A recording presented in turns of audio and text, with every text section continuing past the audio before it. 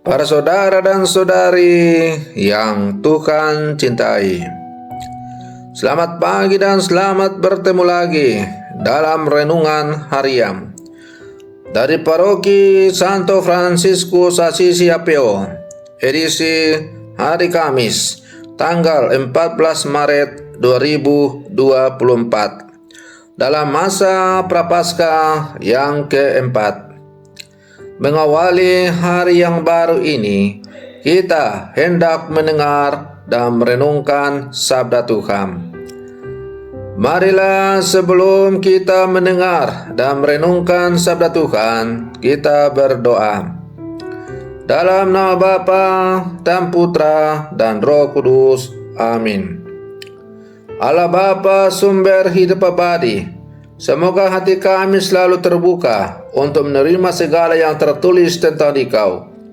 Dan ajarilah kami mengakui bahwa Engkaulah Allah kami yang Maha Esa, yang membebaskan kami dari maut dan membuka harapan kami akan hidup abadi.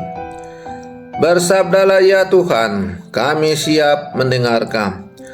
Terpujilah Engkau Bapa, Putra dan Roh Kudus, kini dan sepanjang segala masa. Amin. Para saudara dan saudari yang Tuhan cintai, sabda Tuhan yang hendak kita dengar dan kita renungkan untuk mengawali hari yang baru ini diambil dari Injil Yohanes pasal 5 ayat 31 sampai 47. Tuhan bersamamu. Inilah Injil suci menurut Yohanes. Sekali peristiwa, Yesus berkata kepada orang Yahudi, "Kalau aku bersaksi tentang diriku sendiri, maka kesaksianku itu tidak benar. Ada yang lain yang bersaksi tentang aku, dan aku tahu bahwa kesaksian yang diberikannya tentang aku adalah benar. Kamu telah mengirim utusan kepada Yohanes, dan ia telah bersaksi tentang kebenaran. Tetapi aku tidak memerlukan kesaksian dari manusia, namun aku mengatakan hal ini supaya kamu diselamatkan. Ia adalah pelita yang menyala dan yang bercahaya, dan kamu hanya mau menikmati seketika saja cahayanya itu.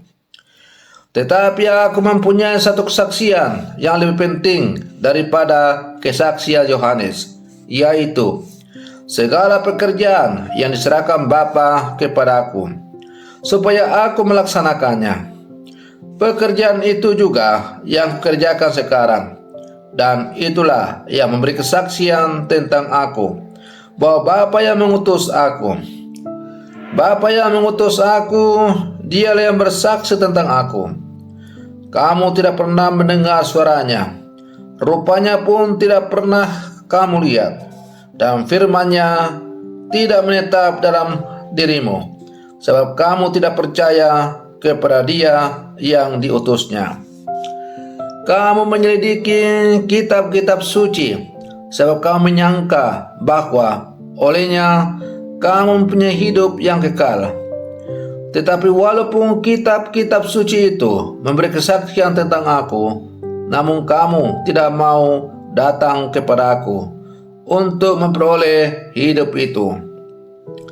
Aku tidak memerlukan hormat dari manusia, tetapi tentang kamu, memang aku tahu bahwa di dalam hatimu kamu tidak mempunyai kasih akan Allah. Aku datang dalam nama Bapakku, dan kamu tidak menerima aku. Jikalau orang lain datang atas namanya sendiri, kamu akan menerima dia. Bagaimana kamu dapat percaya? Kamu menerima hormat seorang dari yang lain, dan yang tidak mencari hormat yang datang dari Allah yang Esa? Jangan kamu menyangka bahwa aku akan mendakwa kamu di hadapan Bapa. Yang mendakwa kamu adalah Musa, yaitu Musa yang kepadanya kamu menaruh pengharapanmu. Sebab jikalau kamu percaya kepada Musa, tentu kamu akan percaya juga kepada aku, sebab ia telah menulis tentang aku. Tetapi jikalau kamu tidak percaya akan apa yang ditulisnya, bagaimanakah kamu akan percaya akan apa yang kukatakan?" Demikianlah sabda Tuhan. Para saudara dan saudari yang Tuhan cintai, Tuhan selalu berhadapan dengan manusia yang melawan perintah dan kehendaknya. Tuhan selalu setia dan manusia seringkali melanggar, mengkhianati, bahkan berbalik dari Allah. Pada bacaan yang pertama yang kita dengar pada hari ini, bangsa Israel tidak lagi percaya kepada Tuhan atau meragukan tindakannya, sehingga mereka membangun patung berhala dan menyembahnya. Mereka berbalik dari Allah dan dengan gampang melupakan janji Allah melalui Musa. Melalui bacaan Injil yang baru saja diperdengarkan kepada kita bertemu dengan Yesus yang memberikan pencerahan atas banyak orang yang meragukan bahwa Yesus adalah Putra Allah, Putra manusia. Musa dan Yesus Kristus adalah tanda bukti dan saksi dari karya Allah untuk dunia.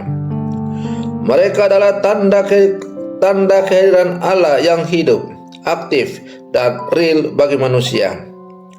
Dalam Kristus, wahyu Allah yang hidup, penyertaan Allah menjadi definitif. Para saudara dan saudari yang Tuhan cintai, Yesus mengecam kedegilan banyak orang yang meragukan bahwa Dia bukanlah Mesias yang diutus oleh Allah. Dan karena itu banyak orang menuntut tanda dari Yesus. Menurut Yesus, sudah banyak tanda yang membuktikan bahwa Dia adalah utusan Allah. Bukti yang paling konkret adalah ketika sejumlah orang-orang Farisi mengirim utusan untuk bertanya kepada Yohanes Pembaptis. Dan Yohanes Pembaptis telah memberikan kesaksian siapakah Yesus itu. Tapi sayangnya, kesaksian Yohanes itu tidak digubris oleh orang-orang Farisi. Para saudara dan saudari yang Tuhan cintai, Yesus juga menegaskan bahwa Ia tidak memerlukan kesaksian manusia, karena ada kesaksian yang lebih penting yang menerangkan siapakah Yesus itu. Kesaksian itu adalah segala pekerjaan yang dilakukan oleh Yesus. Karena apa yang dilakukan oleh Yesus bukan dari kehendaknya sendiri, tetapi Dia yang datang dari Bapanya yang telah mengutus Dia. Para saudara dan saudari yang Tuhan cintai, kita sekarang berada dalam masa Prapaskah, dan kita saat ini berada pada minggu Prapaskah yang keempat. Kita semakin mendalam merenungkan perjalanan hidup kita sebagai orang-orang percaya. Apakah kita juga seperti orang-orang dalam bacaan Injil tadi yang degil hatinya, yang tidak mau percaya kepada Tuhan dan selalu menuntut ini, menuntut itu? Masa Prapaskah merupakan kesempatan yang bagus bagi kita untuk merenungkan perjalanan hidup kita sebagai orang-orang Katolik di zaman sekarang. Sampai sejauh mana iman kekatolikan saya sungguh bertumbuh dan berkembang, ataukah saya suka tinggal dalam tradisi-tradisi yang tidak sesuai lagi dengan perkembangan iman kita sebagai orang percaya? Iman selalu bergerak ke depan untuk menanggapi setiap zaman. Oleh karena itu, setiap zaman mempunyai tantangan sendiri. Dalam setiap zaman itu, iman kembali selalu dibaharui untuk mampu menjawab dan mengatasi segala tantangan yang ada di hadapan kita. Maka mari kita berlangkah maju bersama sebagai murid-murid Yesus yang hidup bersama sekarang.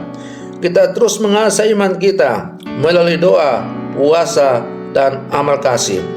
Mudah-mudahan dengan 3 keutamaan ini, doa, amal, dan puasa, kita semakin layak menjadi murid-murid Yesus yang sejati. Selamat pagi, Tuhan Yesus memberkati.